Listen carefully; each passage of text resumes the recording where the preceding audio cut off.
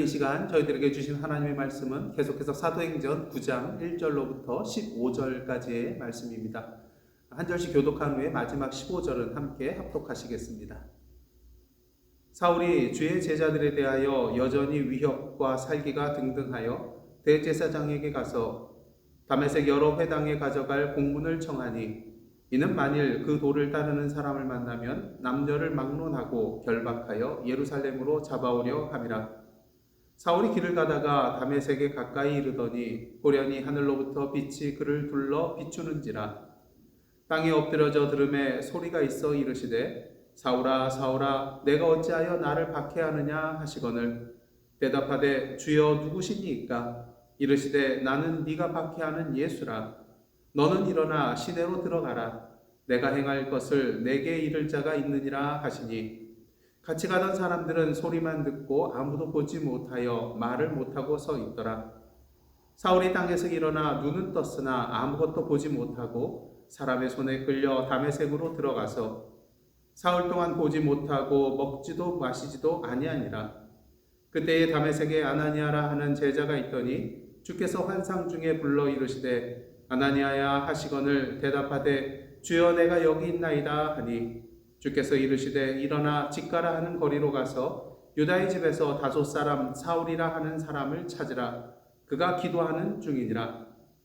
그가 아나니아라 하는 사람이 들어와서 자기에게 안수하여 다시 보게 하는 것을 보았느니라 하시거늘 아나니아가 대답하되 주여 이 사람에 대하여 내가 여러 사람에게 듣사온즉 그가 예루살렘에서 주의 성도에게 적지 않은 해를 끼쳤다 하더니 여기서도 주의 이름을 부르는 모든 사람을 결박할 권한을 대제사장들에게서 받았나이다 하거늘 주께서 이르시되 가라. 이 사람은 내 이름을 이방인과 임금들과 이스라엘 자손들에게 전하기 위하여 택한 나의 그릇이라. 아멘. 이는 하나님의 말씀입니다. 오늘 본문 말씀은 여러분들이 너무나도 잘 아시는 사도 바울의 회심 사건입니다. 1절 말씀은 오늘의 이야기를 이렇게 시작하고 있습니다. 사울이 주의 제자들에 대하여 여전히 위협과 살기가 등등하여 대제사장에게 가서 여기서 눈에 띄는 표현은요, 여전이라는 단어입니다. 스데반이 죽임을 당하고 예루살렘에서 그리스도인들이 뿔뿔이 흩어진 후에도 사울은 계속해서 그리스도인들을 박해하고 핍박하고 있었음을 보여주고 있는 표현인 것이죠. 여전히. 사단의 시험과 핍박이 바로 이러합니다. 사단이 그리스도인들을 공격할 때에는 적당히 하는 법이 없습니다. 한번 공격하고 성공했다고 끝나는 것이 아닙니다. 여전히 계속해서 공격을 해옵니다. 언제까지요? 완전히 넘어질 때까지입니다. 그러게 우리는 하나님의 전신갑주로 무장하고 주님 다시 오실 그날까지 항상 사단의 이러한 시험과 공격에 대비하고 있어야만 하는 것입니다. 사울은 대제사장에게 가서 다메섹 여러 회당에 가져갈 공문을 요청을 합니다. 예수 그리스도의 도를 따르는 사람을 만나게 되면 남녀를 물어하고 모두 붙잡아 예루살렘으로 데려오기 위함이었던 것이죠. 공문을 받게 된 사울은 예루살렘을 떠나 다메섹으로 향하게 됩니다. 속도를 늦추지 않고 열심을 다해 나아가는 그리스도인을 핍박하고자 하는 사울의 모습을 보게 되죠. 그의 발걸음을 멈추게 할 사람은 아무도 없는 것처럼 보입니다. 하지만 그의 발걸음을 멈추게 만드는 사울에게 있어서 그의 일생일대의 사건이 하나 일어나게 됩니다. 다메섹에 거의 다다랐을 때에 갑자기 하늘에서 빛이 나타나 사울을 둘러쌉니다. 사울은 너무 놀라 땅에 엎드리며 그때 한 소리를 듣게 되죠. 사울아 사울아 네가 어찌하여 나를 박해하느냐. 주여 누구시니까? 사울이 묻습니다. 다시 음성이 들려옵니다. 나는 네가 박해하는 예수라. 그리고 이어서 사울에게 다메섹 성으로 들어가면 그에게 말해줄 사람을 만나게 될 것이라고 음성 소리가 알려줍니다. 이 대목에서 참으로 우리에게 은혜가 되는 표현은요, 바로 예수께서 사울을 향하여 나는 네가 박해하는 예수라 라고 말씀하신 것입니다. 우리는 이를 통하여 예수께서 당신을 위하여 핍박받고 박해받는 성도들을 자신과 동일시하는 그런 모습을 보게 됩니다. 바로 주님을 위하여 고난을 받는 우리의 고난이 곧 주님의 고난이 되며 주님을 위하여 받는 핍박이 곧 주님의 핍박이 된다는 것입니다. 그러게 우리는 오늘도 주님으로 인하여 고난과 핍박이 다가올 때 그 고난은 바로 주님이 당하시는 고난과 핍박이 된다는 것을 분명히 알고 주님께서 누리셨던 그 부활의 영광 또한 우리의 부활의 영광이 될 것이라는 믿음 안에서 우리에게 다가오는 그 모든 고난과 박해를 이겨내야 할 것입니다. 사울은 이처럼 빛 가운데서 예수님의 음성을 듣게 되었고 땅에서 일어나 눈을 뜨게 됩니다. 하지만 앞이 캄캄했습니다. 아무것도 볼 수가 없었습니다. 그래서 함께 동행하였던 사람들의 도움을 받아서 다메섹에까지 가게 되었고 3일 동안 보지 못하는 상태에서 먹지도 않고 마시지도 않았습니다. 예, 그렇습니다. 그는 3일 동안 금식하며 기도했던 것이죠. 그는 이 기간 동안 자신의 과거의 삶을 한번 돌아보았을 것입니다. 또한 앞으로 자신이 걸어가야 할 인생의 방향에 대해서도 주님 앞에서 씨름하였을 것입니다. 이런 가운데 다메섹성 안에 있는 아나니아라는 제자에게 주님께서 환상 중에 나타나셔서 직가라고 불리는 거리로 가서 유다 집에서 기도하고 있는 다소 사람 사울을 찾으라는 그런 말씀을 전해주신 것을 듣게 됩니다. 하지만 아나니아는 놀라면서 주님께 이러한 말을 하죠. 주여, 이 사람에 대하여 내가 여러 사람에게 듣사온즉 그가 예루살렘에서 주의 성도에게 적지 않은 해를 끼쳤다 하더니 여기서도 주의 이름을 부르는 모든 사람을 결박할 권한을 대제사장들에게서 받았나이다. 도무지 함께 할 수 없는 그러한 자라는 것이죠. 하지만 주님께서 아나니아에게 이렇게 말씀하십니다. 가라. 이 사람은 내 이름을 이방인과 임금들과 이스라엘 자손들에게 전하기 위하여 택한 나의 그릇이라. 그리고 사울이 주님의 이름을 위하여 얼마나 고난을 받아야 할지를 그에게 보여줄 것이라고 말씀하십니다. 이런 주님의 말씀에 대하여 아나니아는 어떻게 했을까요? 예, 주님의 말씀대로 순종하며 사울을 찾아가 안수를 해줍니다. 이때 아나니아가 사울을 향하여 뭐라고 부릅니까? 형제 사울아, 이렇게 부르는 것을 보게 되죠. 자신들을 핍박하고 괴롭게 하였던 자라 할지라도 주님께서 변화시켜 주시고 택한 자가 되었을 때에 그동안의 모든 인간적인 감정과 선입견을 내려놓고 사울을 자신의 형제로 받아들이는 아나니아의 참된 신앙의 모습을 우리는 보게 됩니다. 아나니아가 사울에게 안수하며 이렇게 말합니다. 형제 사울아, 주 곧 내가 오는 길에서 나타나셨던 예수께서 나를 보내어 너로 다시 보게 하시고 성령으로 충만하게 하신다. 그러자 즉시 사울의 눈에서 비늘 같은 것이 떨어지면서 다시 보게 됩니다. 그리고 세례를 받게 되죠. 사울은 다메섹에 있는 주님의 제자들과 며칠 동안 함께 지내면서 각 회당에 가서 예수께서 하나님의 아들 되심을 선포하는 것을 보게 됩니다. 이에 듣는 사람들이 다 놀랍니다. 왜냐하면 사울은 예루살렘에서 예수의 이름을 부르는 사람을 멸하려고 했던 자라는 것과 그가 지금 다메섹에 온 이유가 바로 그리스도인들을 결박하여 대제사장들에게 끌고 가려고 하는 것임을 알고 있었기 때문이죠. 하지만 22절 말씀은 예수님을 만나 변화된 사울의 모습을 이렇게 증거하고 있습니다. 사울은 힘을 더 얻어 예수를 그리스도라 증언하여 다메섹에 사는 유대인들을 당혹하게 하니라. 이것이 오늘 본문 말씀을 포함한 사울의 회심 사건의 전반적인 내용입니다. 사도 바울에게 있어서 이 회심의 사건은 너무나도 중요하고 소중한 사건이었습니다. 왜냐하면 자신의 인생의 커다란 전환점이 되는 사건이었기 때문인 것이죠. 오늘 말씀에서 우리는 중요한 사실 한 가지를 발견하게 됩니다. 사울이 변해도 너무나도 많이 변했다는 겁니다. 예수를 믿고 따르는 그리스도인들을 박해하고 핍박하던 그가 오히려 예수 그리스도를 증거하고 있잖아요. 그러기에 사람들이 놀라고 자신들의 눈을 의심합니다. 주님의 사람 아나니아도 주님께서 친히 말씀하셨음에도 처음에는 믿지 못했잖아요. 그렇다면 사울에게 있어서 궁극적으로 변한 것은 무엇일까요? 그것은 바로 그의 신앙의 방향이었습니다. 사실 사울은 전에도 하나님을 믿는 자였습니다. 하지만 예수 그리스도를 부인하며 하나님의 뜻보다는 유대교의 인생의 방향을 정하고 열심을 다해 뛰었던 자입니다. 그러던 그가 다메섹 도상에서 자신이 핍박하던 예수 그리스도를 친히 만나 뵙고 그 예수 그리스도를 향하여 인생의 방향을 수정하였습니다. 우리가 인생을 살아가면서 수도 없이 많은 그런 방향을 바꾸면서 살아가게 됩니다. 운전을 할 때도 길이 막혀 있으면 어떻습니까? 우회해서 다른 길로 돌아가잖아요. 마트에서 사고 싶은 그러한 식자재가 없으면 어떡합니까? 꼭 그것뿐만 아니라 또 다른 그런 식자재로 방향을 바꿔서 그것을 구입하게 되는 거 아니겠습니까? 하지만 인생 전체의 방향을 바꾼다는 것은 결코 쉬운 일이 아닙니다. 왜요? 위험 부담이 너무나도 크거든요. 아시다시피 사울의 방향 전환은 너무나도 위험 부담이 큰 것이었습니다. 이는 마치 길에서 운전해 나아가다 갑자기 차를 180도 돌려서 역주행하는 것과 마찬가지이기 때문인 것이죠.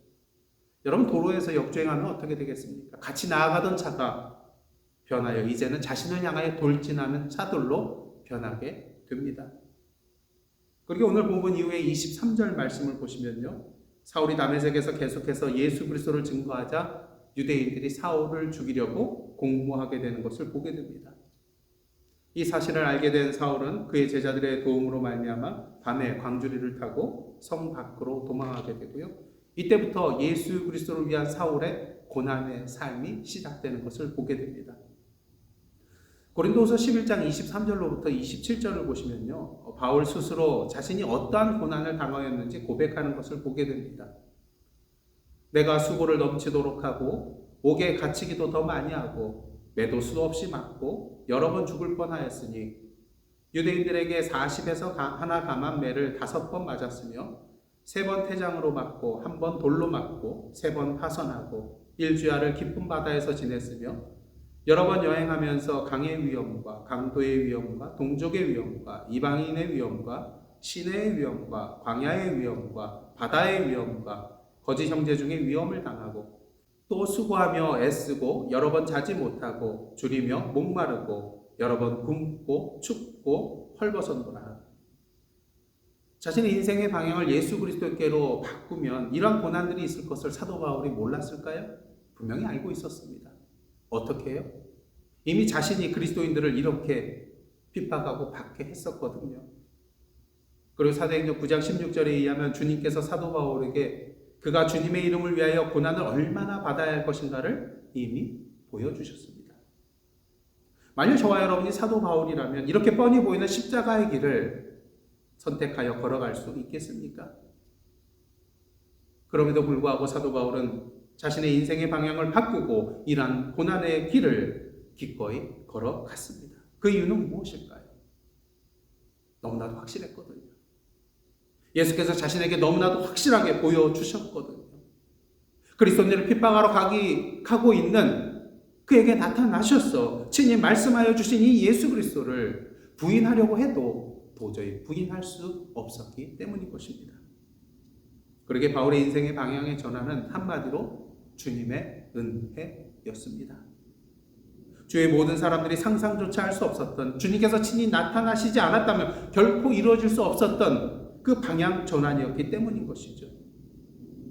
바라기는 사도 바울이 누렸던 이러한 주님의 은혜를 누리시는 저와 여러분의 복된 삶이 되시기를 간절히 원합니다.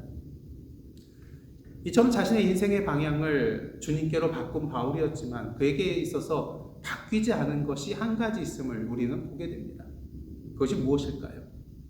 그것은 바로 사도 바울의 열정이었습니다. 바울은 유대교에 대하여 열심과 열정으로 헌신하던 자였습니다. 그러기에 예루살렘 안에서 그리스도인들을 박해하는 것으로도 모자라 다메섹까지 가서 믿는 자들을 잡아오려고 했던 것이죠. 중요한 것은 이 바울의 열심과 열정과 헌신의 자세 그 자체는 변하지 않았다는 것입니다. 오직 변한 것은 그 열심과 열정과 헌신의 방향이었습니다. 전에는 유대교를 향하여 열심을 내었다면 이제는 그 방향을 바꾸어 예수님에 대하여 열정과 열심을 가지고 헌신하였던 것이죠. 무엇을 말합니까? 그리스도인들은 옛사람을 벗어버리고 새 사람을 입은 존재이지만 주님께서는 오늘도 우리가 옛사람을 입고 있을 때 가지고 있었던 열심이나 열정 그 자체는 그대로 사용하신다는 것입니다. 중요한 사실은 이러한 내용이 반대가 될 때가 문제입니다. 이미 열정과 열심을 가지고 신앙생활을 제대로 해 나아가던 그리스도인이 방향을 잘못 잡고 나아갈 때 교회 안에 큰 문제가 일어나기 때문인 것이죠. 그러게 중요한 것은 우리가 열심을 내는 것도 좋지만 항상 그 방향을 점검하며 그 방향을 제대로 잡고 나가야 한다는 것입니다. 예전에 벽돌을 쌓아 올릴 때에 제대로 방향을 잡기 위해 다림줄을 사용하였습니다. 근데 시간이 없다고 이 다림줄을 사용하지 않고 그냥 대충 눈보기로 해서 벽돌을 쌓아간다면 어떨까요? 우리 인간의 눈으로 볼 때는 수직으로 쌓고 있다고 생각할 수는 있지만 같은 시간 안에 더 많은 그런 벽돌을 쌓을 수 있기는 하지만 어떻습니까? 우리가 신앙생활을 하는 데 있어서 가장 중요한 것은요, 시간이 아니라 방향입니다. 많은 벽돌을 쌓으면 뭐합니까? 방향이 잘못되어 다시 허물고 다시 쌓아야 합니다. 시간을 아끼려다가 더 많은 시간을 허비하게 되는 것이죠. 간혹 교회 안에서도 방향을 제대로 잡지 못함으로 문제가 생기는 경우를 보게 됩니다. 문제는 방향이 잘못되었음에도 불구하고 그것이 주님을 향한 것이라고, 주님을 위한 것이라고 착각하며 일할 때가 있다는 것입니다. 사실 바울이 처음에 유대교회에 열심이었던 것은요, 그것이 정말로 하나님을 향한 것이라고 확신했기 때문인 것입니다. 그러기에 그는 그리스도인들을 박해하였고요, 이는 곧 하나님의 아들이신 예수 그리스도를 박해하는 죄를 저지르는 일이 되고 만 것입니다. 저와 여러분의 인생의 방향은 어떠합니까? 바라기는 저와 여러분의 열심과 열정과 헌신의 방향이 진정 주님을 향한 것인지 다시 한번 살펴보시기를 원합니다. 혹시 내가 열심을 내는 이유가 사람들의 시선과 의무감 때문에 하는 것은 아닌지, 혹시 나의 열심이 나의 의를 드러내고 나를 자랑하기 위한 것은 아닌지 다시 한번 점검해 보아야 할 것입니다. 그런데 문제가 있습니다. 이렇게 주님을 위하여, 주님을 향하여, 복음을 위하여 살아가는데 왜 우리의 삶 가운데 고난이 다가오게 되는 것일까요? 왜 박해가 일어날까요? 왜 죽음의 문턱에 서야 할까요? 저희 아이들이 아주 어렸을 때 큰 연을 사서 함께 공터에 가서 날린 적이 있었습니다. 첫째 아이가 연줄을 붙잡고 열심히 뛰어갑니다. 그런데 연이 뜨지 않아요. 그 이유가 무엇이었을까요? 바람을 등지고 달렸기 때문인 것입니다. 그래서 아이를 불러서 가르쳐줬죠. 바람을 등지고 달리는 게 아니라 바람이 오는 반대 방향으로 뛰어라. 어떻게 됐을까요? 그 큰 연이 훨훨 하늘을 높이 날아오르게 되었습니다. 그렇습니다. 연은 맞바람을 받아야만이 제대로 날 수 있습니다. 주님께 방향을 정하고 살아가는 것 결코 쉬운 일이 아닙니다. 때로는 엄청난 인생의 맞바람을 견뎌야 하는 일이 생겨나기 때문인 것이죠. 하지만 이 맞바람을 통하여 우리가 더욱더 영적으로 높이 날 수 있다는 것을 우리는 분명히 알아야만 합니다. 바울이 회심한 후에 다메섹에 있는 회당에서 예수님께서 하나님의 아들 되심을 증거합니다. 분명히 회당 안에는 유대인들로 가득하였을 것입니다. 그러기에 놀랍니다. 자신들이 기대했던 말이 아니었기 때문인 것이죠. 부정적인 놀람이었던 것입니다. 그러기에 이후에 그들은 바울을 죽이기로 공모하죠. 이런 부정적인 놀람에 대한 사도 바울의 모습은 어떠합니까? 22절 말씀 다시 한번 보겠습니다. 사울은 힘을 더 얻어 예수를 그리스도라 증언하여 다메섹에 사는 유대인들을 당혹하게 하니라. 맞바람에 대하여 더욱더 힘을 얻어 예수 그리스도를 증거하는 바울의 모습입니다. 여기서 우리는 중요한 사실을 하나 알아야 합니다. 바울이 주님을 향하여 맞바람을 맞고 있을 때 비록 우리 눈에는 보이지 않지만 그 바울의 연주를 놓치지 않고 꼭 붙들어주고 계신 분이 계셨는데 그분이 바로 예수 그리스도시라는 것입니다. 그것을 어떻게 하냐고요? 비록 우리 눈에는 그 예수님이 눈에 보이지 않는다 할지라도 팽팽하게 당겨져 있는 우리의 연주를 통하여 주님께서 나를 붙들고 계시다는 것을 우리는 분명히 알 수 있게 됩니다. 중요한 사실은 이 세상의 모든 줄들은 언젠가는 끊어지게 되어 있습니다. 하지만 우리가 믿음으로 붙들고 있는 그 줄은 길과 진리와 생명이 되시는 주님의 줄이기에 그 어떤 바람이 분다 할지라도 결코 끊어지지 않는 영원한 줄이라는 것을 우리는 알아야 합니다. 바라기는 사도 바울과 같이 인생의 방향을 정하셨나요? 인생의 맞바람이 분다 할지라도, 거센 맞바람이 분다 할지라도 주님께서 붙잡고 계신 그 줄을 믿음으로 붙잡으시고 우리가 경험하지 못하였던 그 신앙의 높은 경지의 하늘을 활활 날아다니는 저와 여러분의 모습이 되기를 원합니다. 그 은혜를, 그 복을 사도 바울이 누렸고요. 이제 저와 여러분의 차례입니다. 기도하시겠습니다. 하나님, 우리의 인생의 방향을 어디에 두고 나아가야 할지 사도 바울을 통하여 다시 한번 알려주시니 감사드립니다. 바라기는 이 세상에서 그리스도인으로 살아간다는 것이 험한 풍랑과 고난의 세찬 맞바람을 맞으며 사는 것이라 할지라도 참된 진리와 사랑과 생명의 줄로 우리를 붙들어주고 계시는 그 주님의 영원한 줄을 믿음으로 붙잡고 사도 바울과 같이 신앙의 그 높은 하늘을 훨훨 날아다니는 저희들, 그리고 주님의 몸된 예사랑 선교교회 되게 하여 주옵소서. 오늘도 우리의 줄을 놓지 않으시고 꼭 붙들어주고 계시는 예수님의 이름으로 기도드리옵나이다. 아멘.